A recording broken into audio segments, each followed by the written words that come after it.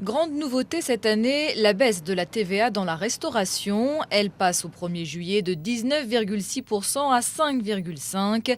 Les cafetiers et les restaurateurs ont promis de répercuter intégralement cette baisse, mais pas sur les prix de tous les produits.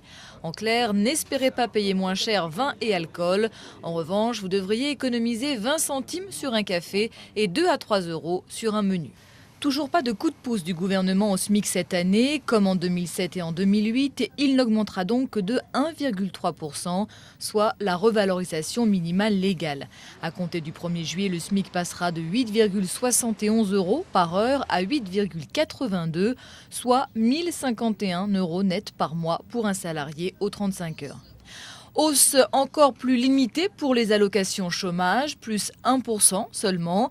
Les allocations familiales, elles, ne bougent pas. Elles seront revalorisées le 1er janvier prochain. Idem pour les minima sociaux.